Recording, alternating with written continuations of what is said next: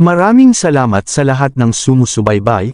Please subscribe and follow my YouTube and Facebook channel, Filipino Novel. Maraming salamat po. Kabanata 481. Si Lauren ay natigilan. Hindi niya inakala na nandoon si Menkel, o na maiisip nito ang ganoong ideya. Tama siya. Malamang na dinala na ng batang iyon si Miss Candy sa kung saan sa labas ng lungsod at naghihintay na sa atin doon. Dapat tayong pumunta sa bahay niya at dukutin ang asawa niya. Tingnan natin kung magugustuhan niya ang sarili niyang estilo, sabi agad ng isa sa mga nakatatanda ng Moss Hall. Tumango si Menkel. Oo, baka patayin niya si Miss Candy pagdating natin doon. Imposibleng mailigtas pa natin siya. Nagawa na niya ang layunin niya, ang akitin tayong lahat patungo sa tiyak na kamatayan, kaya wala nang dahilan para buhayin pa siya. Mas mabuti pa siguro kung dukutin natin ang pamilya niya. Iyon lang ang paraan para mailigtas si Miss Candy. Lauren, alam mo ba kung saan nakatira ang batang iyon? Tanong ni Mick. Sang-ayon din siya sa plano. Napangiting alanganin si Lauren. Hindi ko alam, Mick. Sa kalye lang kami nagkita ni Candy noong gabi. Kasalanan ko ito, naging pabaya ako. Dapat inalam ko ang tirahan niya. Pagkatapos, tumingin siya sa oras bago nagpatuloy, Mick, kailangan na nating kumilos. Sinabi ng kidnapper na papatayin niya si Candy kung hindi tayo makarating bago mag-alas 8 ng gabi, mas mabuting maaga tayo kaysa mahuli para masigurong ligtas si Candy. Namutla ang mukha ni Mick. Tara na, dumiretso na tayo sa pasukan ng lungsod. Agad na sumakay ang lahat sa kani-kanilang sasakyan at nagmaneho papunta sa direksyon ng pasukan ng lungsod. Samantala, nag-uusap sina Severin at Candy sa gubat sa labas ng lungsod. Supreme Leader, madaling magsuspecha si Menkel. Anong gagawin natin kapag dumating na sila rito? Paano ako makakatulong sa'yo? Tanong ni Candy matapos pag-isipan ito. Napaisip si Severin habang nakakunot noo. Sayang at wala akong lubad. Mas kapanipaniwala sana kung itatali kita. May naisip ako. Hinubad ni Candy ang kanyang panlabas na damit at pinilas ito sa mga piraso. Pagkatapos ay tinali niya ang mga dulo para makabuo ng pansamantalang lubad. Gamitin na lang natin ito. Kampante akong matibay ang tela ng damit ko. Hindi napigil ang matawa ni Severin nang makita si Candy na ang suot na lang ay manipis na t-shirt. Huwag mo akong tuksuhin. Ngumiti siya at tinali ang mga kamay ni Candy sa likod nito. Ayan, mas maganda. Tumango si Severin, na nasiyahan sa ginawa niya. May tira pa akong tela. Isaksak mo sa bibig ko. Ganoon ang ginagawa ng mga kidnapper sa mga pelikula, sabi ni Candy. Medyo napailing si Severin. Grabe, ang arte talaga ng babaeng ito. Hindi ko akalaing siya pa mismo ang magmumungkahi niyan. Pero ginawa niya pa rin ito, para lang mas maging makatotohanan ang eksenang pagdukot. Pagkakasaksak niya ng tela sa bibig ni Candy, nakita nila ang sunod-sunod na sasakyan na nanggagaling sa sentro ng lungsod at mabilis na paparating sa kanilang kinaroroonan. Hehe, paparating na sila, sabi ni Severin habang nakatayo sa likod ni Candy. Pasensya ka na kung kailangan mong pagdaanan ito. Halos sumabog sa tuwa ang puso ni Candy nang marinig iyon. Ang bait naman pala niya. Ang swerte ko at binigyan niya ako ng pagkakataong magdrama sa eksenang kidnap. Candy, aking mahal, ayos ka lang ba?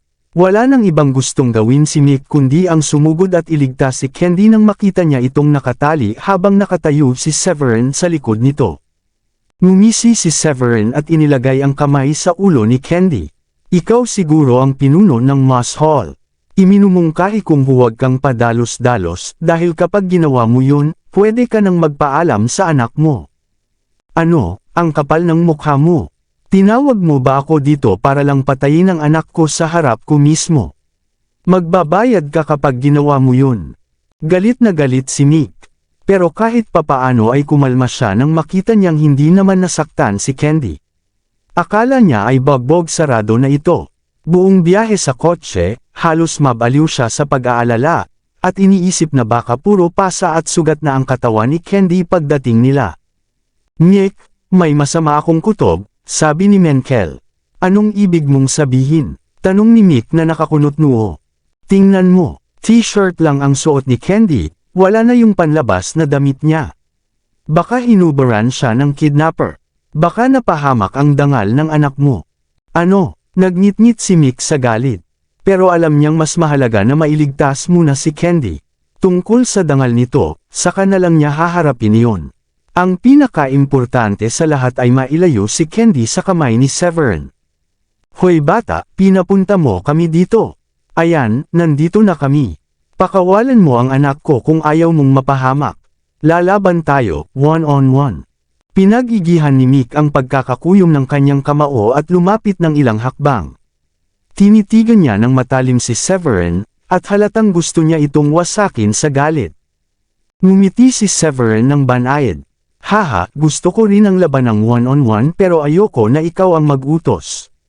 Isa pa, ikaw ay isang hallmaster, siguradong magaling ka sa pakikipaglaban. Mas gusto kong magsimula sa mababa at pumili ng sarili kong kalaban. Ikaw, napangiwi si Mick at napaisip, paano ko siya papayagang pumili ng kalaban kung mas mataas ang antas niya? Paano kung piliin niya yung mas mahina kaysa sa kanya? Hahayaan ko ba siyang pabagsakin ang mga tao ko isa-isa? At higit sa lahat, nasa kamay pa rin ni Severin si Candy, kaya alam niyang hindi magiging madali ang lahat. Wala siyang ibang magagawa kundi sundin ang gusto ni Severin. Anong problema? Natatakot ka bang piliin ko ang isang mas mahina kaysa sa akin, at baka mamatay siya sa laban?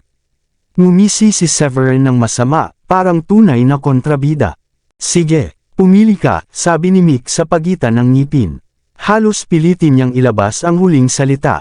Ngumiti si Severin at tiningnan ang grupo sa harap niya bago itinuro ang may puting ulo na si Menkel. Siya ang pipiliin ko, hehe, payat at mukhang mahina. Siguradong mababa ang antas niya. Mukhang madali siyang kalabanin. Sigurado ka bang ako ang pipiliin mo, bata? Medyo nabigla si Menkel, pero napangisi rin siya pagkatapos, habang iniisip, mukhang malas niya ngayon. Pinili niya ang pinakamalakas sa aming lahat. Tumango si Severin at masayang nagsalita. Oo, ikaw. Ikaw ang unang mamamatay, matandang lalaki.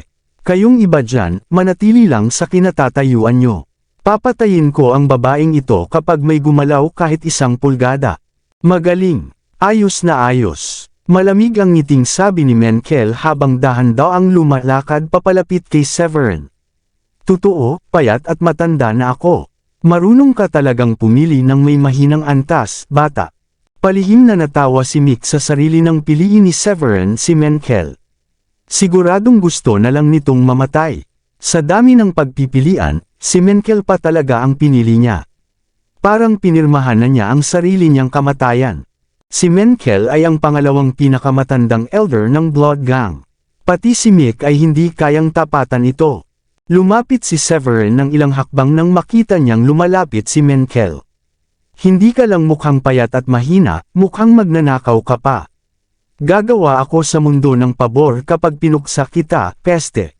Haha, dapat nga magpasalamat ka sa akin at pagbibigyan ko ang hiling mong mamatay, hambog kang bata ka. Matututo kang huwag akong lapastanganan. Huminto si Menkel sa paglalakad ng nasa 10 talampakan na lang ang layo niya kay Severin. Sa tingin mo ba talaga na magagawa mong pigilan ang iba sa pagligtas kay Candy kapag nagsimula na tayong maglaban? Managinip ka na lang, bata. Ikaw ang may pinakamasamang kapalaran na nakita ko. Sasabihin ko sa iyo ang totoo. Ako ang pinakamalakas sa lahat ng nandito. Hindi na makapaghintay si Menkel na patayin si Severin at iligtas si Candy. Sa isip niya, siya na ang magiging bayani sa eksenang ito.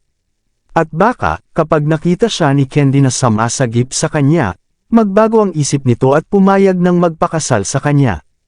Habang iniisip niya ang pag-aasawa kay Candy, hindi niya alam na palapit na sa kanya ang kamatayan, isang hakbang sa bawat sandali.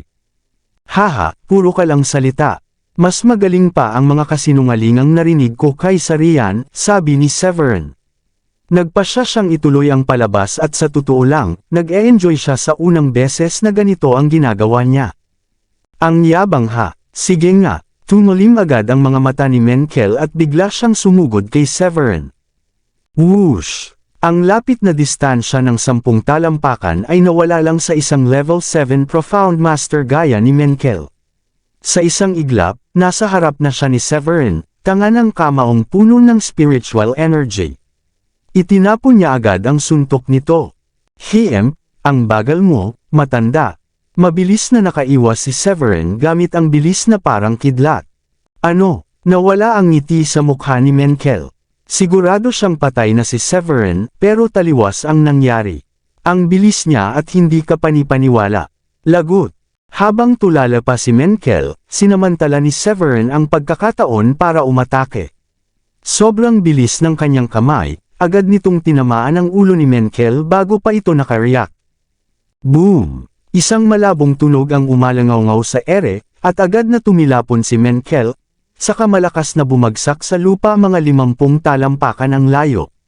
Dumago agad ang bibig niya, at pagkatapos ay wala na. Patay siya. Ano? Hindi ito totoo. Nabigla si Mick at ang iba pa. Sobrang bilis ng lahat ng nangyari na hindi makasabay ang kanilang isipan. Paano nangyaring ang makapangyarihang si Menkel ay natalo sa isang suntok lang? Nangyari ang lahat sa isang iglap, isang instant kill. Ang oras mula sa suntok ni Menkel hanggang sa kamatayan nito ay wala pang 1 segundo. Sa katunayan, maliban sa kamay ni Severin na bumagsak sa kanyang ulo, wala siyang ibang bahagi ng katawan na sumayad kay Severin. Diyos ko, Mick, anong gagawin natin ngayon? Patay na si Menkel. Nangangatog sa takot ang lahat ng mga elder ng Moss Hall. Alam nilang sila na ang susunod matapos mamatay si Menkel. Tanging si Lauren lang ang masaya sa pagkamatay ni Menkel, sa sobrang saya niya na halos tumalon-talon siya sa kinatatayuan niya. Yehey! Patay na si Menkel. Ang galing nung batang yun. Medyo nahiya si Mick sa asal ni Lauren. Kumunat ang noo niya at tinanong ito, "Bakit ka masaya?" Ang pagkamatay ni Menkel ay nangangahulugan na kahit sabay-sabay tayong umatake, wala tayong laban sa batang yun. Huwag kang mag-alala, Mick. Wala siyang gagawing masama sa atin. Kung gusto niya, hindi si Menkel ang una niyang pinili. Ngumiti si Lauren habang sinasabi ito. Nagkatinginan ang iba, litong-lito sa sinasabi ni Lauren. Sa mga sandaling iyon, lumapit si Severin kay Candy. Tinanggal niya ang pagkakatali at kinuha ang telang nakasuksok sa bibig nito. "Supreme Leader, ang lakas mo. Sobrang hanga ako sa iyo," masayang sabi ni Candy nang matanggal ang tela. "Supreme Leader, anong nangyayari dito?" Lalong naguluhan si Mick at ang iba pang elder sa takbo ng pangyayari. Ngumiti si Lauren. "Mick, ipakikilala ko sa iyo ang Supreme Leader ng Draco Deus Temple." "Ano?" Napasinghap ang lahat, iniisip kung tama ba ang narinig nila. Hindi nila inakalang si Severin pala, ang kidnapper, ay siya rin palang Supreme Leader ng Draco Deus Temple. "Ama, huwag kang mag-alala. Ayos lang ako. Nagkunwari lang kaming kinidnap ako para mapapunta ka rito kasama ng mga pinagkakatiwalaan mong tao." Gusto raw makipag-usap ng Supreme Leader tungkol sa pakikipagtulungan laban sa Blood Gang. Sabay na lumapit sina Candy at Severin kay Mick, at masayang hinila ni Candy ang kamay ng ama niya. "Peke, ang pagkidnap ay peke lang. Anak nang, niloko niyo ako." Napabuntong hininga si Mick, tapos ay tumingin siya kay Candy at nagtanong, "Siya ba talaga ang Supreme Leader?" Ngumiti si Candy at sumagot, "Tingnan mo ang suot niyang singsing. Hindi pa ba sapat na patunay yan?" Agad na lumapit si Mick at lumuhod sa harap ni Severin. "Ako si Mick Whitley, pinuno ng Moss Hall, ay buong galang na bumabati sa Supreme Leader ng Draco Deus Temple." Isa-isa ring lumuhod ang iba, na sumunod kay Mick. Buong galang na bumabati sa Supreme Leader. Buhay pa sa kanilang alaala ang eksena kung paano pinatay ni Severin si Menkel sa isang iglap lang. Lubos silang nabigla sa katotohanang hindi lang pala si Severin ang Supreme Leader ng Draco Deus Temple, kundi isa rin siyang napakalakas na mandirigma. Tiningnan ni Severin si Mick at nagtanong, "Ginoong Mick, mapagkakatiwalaan ba lahat ng mga lalaking narito?" Nabigla si Mick pero agad sumagot, "Makakaasa kayo, Supreme Leader. Lahat ng narito ay tapat sa akin. Pwede niyong pagkatiwalaan ang bawat isa." Tumango si Severin. Ang kunwaring pagkidnap ay paraan lang para maparusahan ang mga peste sa paligid mo. Sana'y mapatawad mo kami sa ginawa naming ito, Ginoong Mick. Kabanata 485. Siyempre, lubos ko iyong nauunawaan. Napabuntong hininga si Mick sa ginhawa. Sa ilang sandali kanina, natakot siyang baka silang lahat sa Moss Hall ay lipulin. Hindi niya inasahan na ang lahat ay mauuwi sa pabor sa kanya. Maaari na kayong tumayo dahil magkakampi na tayo ngayon. Tumayo lang ang lahat matapos iwagayway ni Severin ang kamay bilang hudyat na maaari na silang bumangon. Supreme Leader, ang galing ng pag-arte mo. Pati si Candy ginapos mo para mas mukhang totoo. Sobrang nag-alala talaga ako, sabi ni Mick habang nakangiti matapos tumayo. Wala akong magawa nang marinig kung darating rin pala sina Lauren at Menkel. Hindi ko pwedeng ipagsapalaran na matuklasan ni Menkel na peke lang ang pagkidnap. Baka umatake siya o gamitin kang bihag. Mas mabuting patayin ko na siya agad. Ngayon napatay na siya, ayos na ang lahat dahil mapagkakatiwalaan ko kayong lahat na narito, paliwanag ni Severin. Tumango si Mick, na halatang nasiyahan. Tapos ay tumingin siya kay Lauren at sinabi, Lauren, hindi ko akalaing itinago mo ito sa akin. Sana man lang sinabi mo. Huwag mong sisihin si Lauren. Ako ang nagutos sa kanya na huwag munang sabihin sa'yo ang tunay na dahilan kung bakit ko kayo pinatawag dito, at para talakayin ang plano kontra sa Blood Gang, mabilis na paliwanag ni Severin. Oo, syempre, Supreme Leader. Napakaingat nyo. Ngayon na nahanap na namin kayo, hindi na namin kailangang mamuhay sa takot sa Blood Gang, masayang sabi ng Great Elder. Supreme Leader, napakalakas ninyo. Hangang-hanga talaga ako sa inyo nang patayin nyo si Menkel sa isang suntok lang. Dapat nyong malaman na mataas ang antas na iyon, dagdag ng Second Elder habang nakangiti. Hehe, hindi ko inasahan na ang taong gusto palang ipapatay sa amin ng Blood Gang ay ikaw, Supreme Leader. Pero mabuti na rin at ganito ang nangyari, dahil kung hindi, baka hindi ka pa rin namin natagpuan, sabat ni Candy. Bakit parang amoy inihaw kayo? Nag-barbecue ba kayo? Tanong ni Mick matapos maamoy sina Candy at Severin. Oo, dinala ako ng Supreme Leader sa isang barbecue restaurant ngayong hapon, nakangiting sagot ni Candy. Napangiwi si Mick ng ilang beses. Medyo napailing siya sa katotohanan habang siya ay halos mabaliw sa pag-aalala. Si Candy naman ay nagba-barbecue kasama si Severin. Matapos mag-isip sandali, sumigaw si Mick ng utos. Kayo riyan, dalhin niyo ang bangkay ni Menkel doon sa sulok na iyon at itapon. Siguraduhin walang makakaalam. Sandali, sigaw bigla ni Severin kaya napatigil ang lahat. Dalhin niyo muna sa akin ang cellphone ni Menkel. Magdududa ang Blood Gang kung tumawag sila at walang sumagot. Sa tingin ko hindi na kailangan. Ang dami nating lalaking kasama dito, at baka iniisip pa rin nila na buhay si Menkel, kaya hindi dapat maging problema ang patayin na lang. Bukod pa rito, malabong natatawag sila ng ganito ka-late sa gabi. Kahit tumawag man sila, iisipin lang nilang natutulog si Menkel o baka naman nakikipaglandian sa mga babae sa massage parlor kapag hindi siya sumagot. Kilala naman siyang matandang manyak, ani Candy matapos pag-isipan ang mga sinabi ni Severin. Pagkatapos ay nagdagdag pa siya matapos ang ilang saglit, pero, hindi na ito uubra kung bukas sila tatawag. Tumango si Severin, ganito na lang kaya. Huwag na natin pakialaman ang cellphone niya at itapon na lang ang bangkay niya. Para iwas abala, aalis tayo mamayang 10 oras ng gabi para makarating tayo sa Riverson bago magbukang liwayway. Pagdating natin doon, gugulatin natin ang Blood Gang sa pamamagitan ng biglaang pag-atake at siguradong mananalo tayo dahil hindi sila handa. Kuminang ang mga mata ni Mick sa narinig na plano. Ang galing ng plano niyong iyon, kataas-taasang pinuno. Ang saya siguro kung palihim nating palibutan ang punong tanggapan nila bandang alas 3 o alas 4 ng madaling araw, at durugan sila bago pa nila mamalayan ang nangyari. Nag-isip si Severin at nagsalita, yung mga mandirigmang may mataas na antas, ako na ang bahala sa kanila. Tungkol naman sa iba, siguradong kaya niyong lahat sila. Tama ba? Makatitiyak ka, kataas-taasang pinuno. Walang problema yan, tugon ni Mick at ng iba pang piling mandirigma mula sa Moss Hall habang buong yabang na tinapik ang dibdib nila, na handang-handa sa misyon na ipinagkatiwala sa kanila.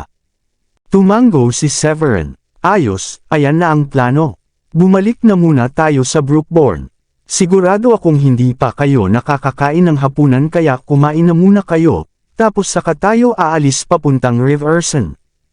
Opo, kataas-taas ang pinuno. Masayang-masaya ang lahat. Nasaksihan na nila kung gaano kalakas si Severin, at sa tulong niya, parang napakadali lang talunin ang Blood Gang. Inikot ni Severin ang paningin sa grupo at sinabi, "Pakisuyo lang, itago muna ang tunay kong pagkatao. Mr. Severin na lang muna ang itawag niyo sa akin. Hindi pa alam ng pamilya ko na ako ang kataas-taasang pinuno ng Draco Deus Temple. Gusto ko munang mamuhay ng tahimik na parang ordinaryong tao." "Opo, kataas-taasang pinuno," sabay-sabay na sagot ni Mick at iba pa habang nakayuko at magkakabit ang mga kamay sa harap ng dibdib. Pagkatapos, agad nilang binawi at sabay-sabay na nagsabi, "Opo, Mr. Severin." Hindi nagtagal, iniutos na ni Mick sa kanyang mga tauhan na itapon ang bangkay ni Menkel. Pagkatapos mag-isip-isip, sinabi ni Severin kay Mick, "Narinig ko kay Candy na marami palang mga grupo nanggang sa Riverson. Wala naman akong problema na tulungan kayong pabagsakin ang Blood Gang, pero ang iniisip ko lang, paano kung ang ibang grupo naman ang umatake sa Moss Hall pagkatapos niyan? Kaya nyo ba ipagtanggol ang sarili nyo kung mangyari man iyon?" Dito siya saglit na tumigil at mapait na ngumiti. Sa totoo lang, parang hindi naman ganoon kalakas ang Moss Hall. Hindi ito ang pinakamakapangyarihang grupo. Huwag kang mag-alala, Mr. Severin. Masyado silang masusorpresa kapag nakita nilang kayang-kaya naming lipulin ang Blood Gang sa loob lang ng isang gabi. Pagkatapos noon, ikakalat namin ang balitang may makapangyarihang tao na sumusuporta sa amin para hindi na kami kailanman galawin ng ibang grupo, paliwanag ni Mick matapos pag-isipan ang mga sinabi ni Severin. Tama, yaman ang aabutin natin kapag nakuha natin ang lahat ng ari-arian ng Blood Gang. Magagamit natin ang perang iyon para kumuha ng mas maraming tao at palakasin ang Moss Hall. Basta manahimik lang tayo, wala tayong dapat ikatakot, sabi ng Great Elder. Tumango si Severin. Ayos, mukhang planchado na ang lahat. Maya-maya, bumalik na ang lahat sa Brookborn at kumain ng hapunan sa isang restaurant. Hindi na sumama sina Severin at Candy dahil nakakain na sila, kaya sinamahan na lang ni Severin si Candy na mamili ng damit. Masaya siyang nagbayad para sa bagong jacket ni Candy bilang kapalit ng nawalang isa. Pagdating ng alas 11 ng gabi, bumiyahe na sina Severin at ang buong grupo mula sa Moss Hall papuntang Riverson City. Lumilipas ang mga minuto, dumating sina Severin sa Moss Hall bandang alas 2 ng madaling araw. "Mr. Mick, bumalik na kayo. Patay na ba si Severin?" Tanong agad ng lahat ng naiwan sa loob nang makita nilang dumating ito. Ayos, bumalik din si Miss Candy. Ibig sabihin, patay na nga siguro si Severin, sabi ng isang binatang lalaki. "Mag-ingat ka sa pananalita mo," sigaw ni Mick. Nabigla siya sa narinig. Pagkatapos ng lahat, si Severin ang Supreme Leader. Mapapahamak siya kung hahayaang magsalita ng ganoon ang iba sa harap nito. Pagkatapos ay ipinakilala niya si Severin. "Lahat, ito si Mr. Severin. Peke ang pagkidnap sa kanya para mapapunta kami sa meeting place at doon namin napag-usapan ang plano kung paano pababagsakin ang Blood Gang." "Ano? Pababagsakin ang Blood Gang? Biro ba ito?" sabi ng isa, at gulat na gulat. "Magagawa ba natin? Tutulong ba talaga si Mr. Severin para pabagsakin ang Blood Gang? Kahit pa ang kalaban natin ay naging kakampi na natin, kaya ba talaga natin ang napakalakas na Blood Gang?" Sambit ng isa pa, halatang wala silang tiwala na mananalo sila. "Tumahimik kayong lahat, si Mr. Severin ang pumatay kay Menkel. Simula ngayon, ituturing natin siyang panauhing pandangal. Anumang sabihin niya, ituturing ninyong sinabi ko rin. Igalang ninyo siya sa tuwing makikita ninyo," agad na utos ni Mick. Nagsimulang magbulungan at mag-usap-usap ang mga tao nang marinig nila iyon. "Ano, si Mr. Severin ang pumatay sa Second Elder ng Blood Gang? Ibig sabihin napakataas ng kanyang antas. Grabe, baka isa siyang level 9 Profound Master. Kung hindi ganito katiwala si Mr. Mick na kaya nilang pabagsakin ang Blood Gang. Sigurado akong walang magiging problema dahil sabi ni Mr. Mick, ayos lang ang lahat. Haha, magbabago na ang kapalaran natin. Ngunit napakunot ang noo ni Severin nang mapansin niya ang isang lalaking nasa tamang edad na dahan daw ang umaatras sa gitna ng karamihan ng hindi napapansin. Sa dilim ng gabi, matagumpay na nakarating ang lalaki sa may pasukan ng headquarters. Hindi sa harap ko, naisip ni Severin.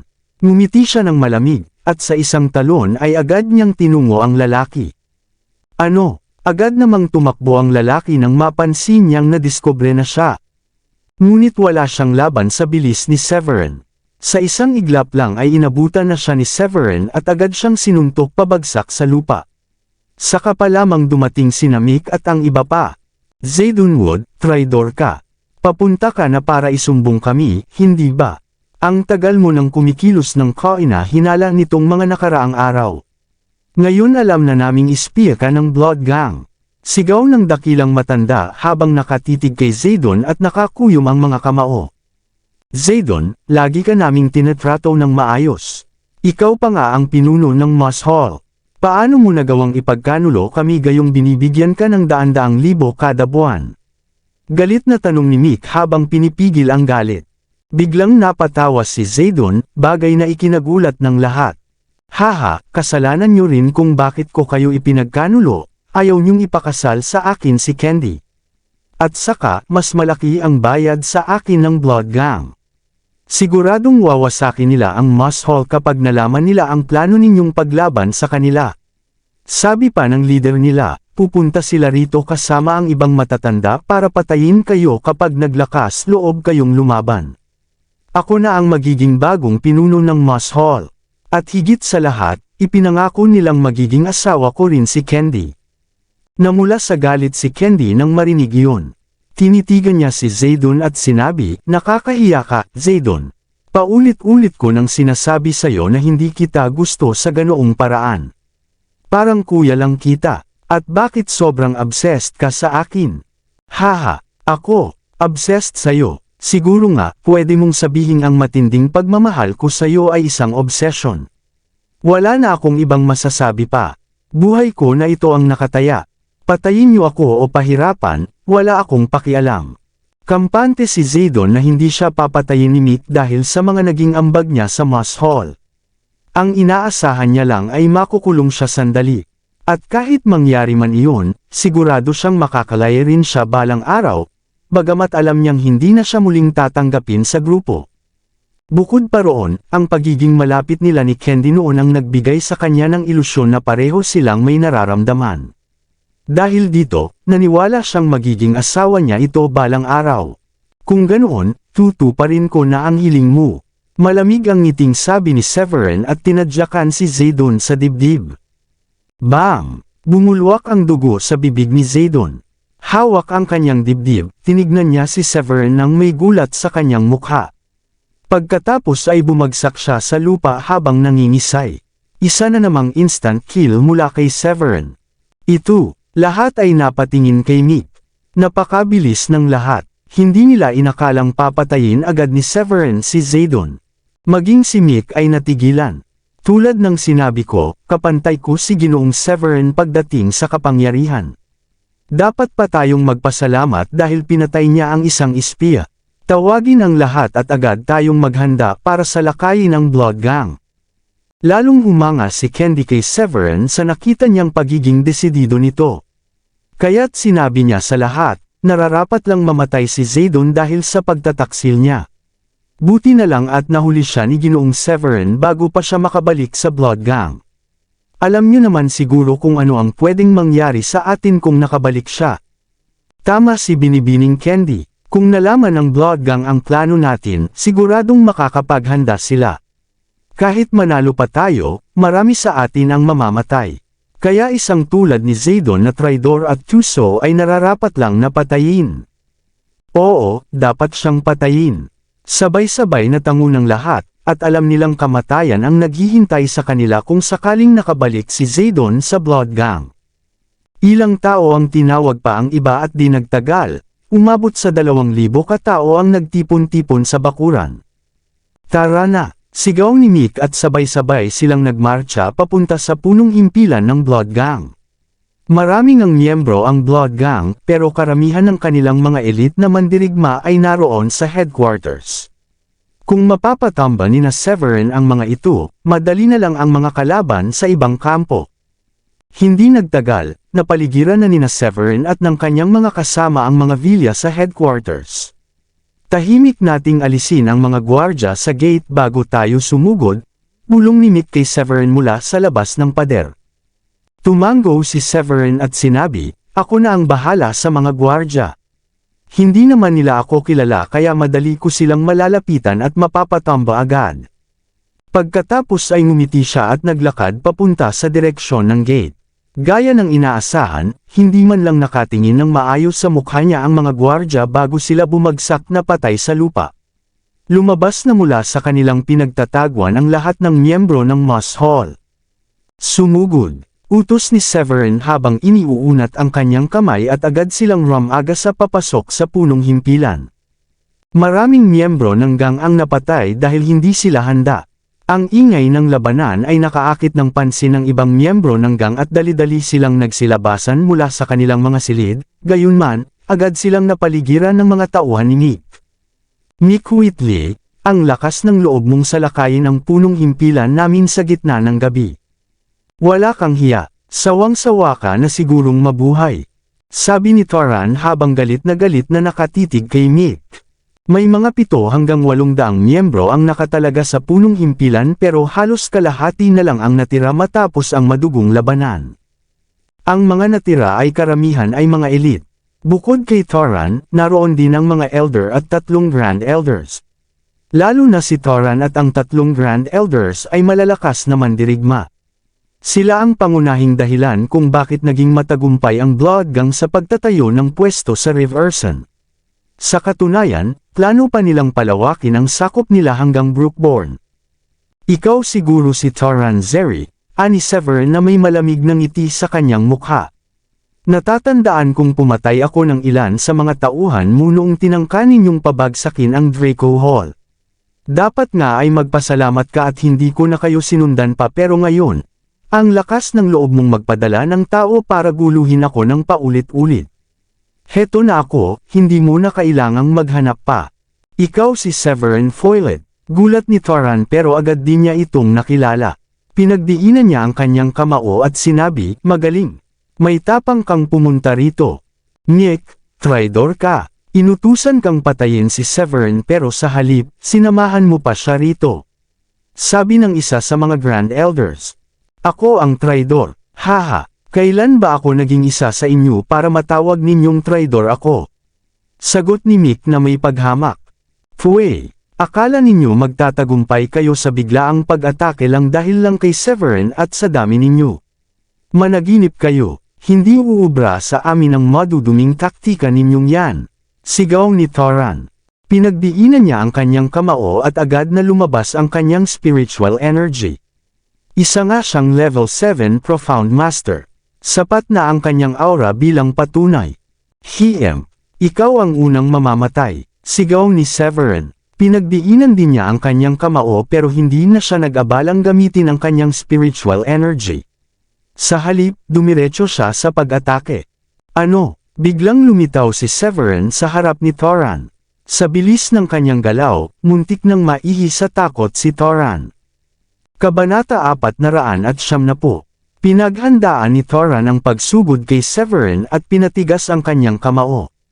Pero masyadong mabilis si Severin, at bago pa man makapagpakawalan ng suntok si Toran, nahawakan na agad ni Severin ang kamao nito at hinatak ng malakas. Napasigaw si Toran sa sobrang sakit. Napunit ang kanyang buong braso. Ganon kalakas si Severin. Bam! Sinundan ito ni Severin ng isang suntok sa dibdib ni Toran, na agad siyang pinatalsik at bumangga sa ilang miyembro ng gang bago tuluyang bumagsak sa lupa. "Patay na si Ginoong Toran!" Sigaw ng isa sa mga miyembro ng gang sa nanginginig na tinig. Ano, hindi man lang ginamit ni Severin ang kanyang espiritual na enerhiya, ibig sabihin nito'y napatay niya si Ginoong Thoran gamit lang ang purong lakas. Napalalim ang hinga ng tatlong dakilang elder nang makita ang nangyari. Sa sobrang takot nila, namutla ang kanilang mga mukha. Putya, ang batang ito'y nasa antas na mas mataas pa sa isang profound master. Sa totoo lang, baka nasa antas na siya ng isang warrior king, sabi ng isang grand elder. Tama ka, ang kakayahan ng batang ito'y malayo na ang narating kumpara sa isang profound master. Pero paano ito naging posible? Biglang sabat ng isa pang grand elder na kapwa na bigla rin tulad ng iba. Ang antas ng isang warrior king ay higit pa sa profound master, at ang isang ganoong nilalang ay napakabihira sa Riverson. Sa katunayan, wala pang nakakatagpo ng ganoon ang Blood Gang. Senggal ni Severin. Ayaw niyang magsayang ng oras, kaya agad niyang pinuntahan at pinatay ang tatlong Grand Elder sa isang hampas lang bawat isa. Patayin sila. Panalo na tayo. Ang galing mo, Ginoong Severin. Oo, sugurin niyo sila. Grabe, ang sarap pala ng pakiramdam na makaganti. Sobrang saya ng lahat ng miyembro ng Moss Hall. Matagal na silang inaapi ng Blood Gang at ngayon ay panahon na nila para makaganti. Pinatay ni Severin ang dalawa pang Profound Masters pagkatapos ng tatlong Grand Elders, habang tinapos naman ng mga tauhan ng Moss Hall ang natitirang miyembro ng gang. Ang natitira na lang ay ang pagbagsak ng iba pa nilang kuta, sabi ni Mick na sigurado sa kanilang tagumpay. Ngumiti siya kay Severin at sinabi, Ginoong Severin, hindi mo na kailangang sumama sa amin. Kami na ang bahala sa susunod. Tiningnan niya ang oras at nagdagdag pa, 4:00 na ng umaga. Ginoong Severin, hayaan mong si Candy na ang maghatid sa iyo pabalik sa Moss Hall para makapagpahinga ka. Bukas ay maghahanda ako ng piging para sa iyo. Pwede ka ring pumili ng anumang kayamanan na gusto mo. Ngunit iniiling ito ni Severin at sinabing, kailangan ko nang bumalik sa Brookborn. Magpadala na lang kayo ng sasakyan at doon na lang ako magpapahinga habang nasa biyahe. Hindi, gabi na, dito ka na muna sa Riverson. Hindi pa namin nababayaran ang utang namin sayo sa pagtulong mo sa amin, gulat na sabi ni Candy. Tama siya, Ginoong Severin. Hindi ba't dapat man lang ay makapagkwentuhan tayo? Hindi inakala ni Mick na aalis agad si Severin. Kakakilala pa lang nila sa Supreme Leader at nais pa sana siyang patuluyin. Ngumiti si Severin. Hindi na kailangang maging formal. Magkaibigan naman tayong lahat dito. Ang totoo niyan, darating ang punong mandirigma, si Ginoong Valerian at ang kanyang asawa sa tanghali. Nakakahiya kung wala ako roon para salubungin sila. Pagkatapos ay inamoy niya ang sarili. Hay nako, amoy inihaw pa rin ako. Ganito na lang, babalik muna ako sa Moss Hall para maligo at magpalit ng damit. Pagkatapos ay pwede na akong ihatid pa uwi ng Brookborn.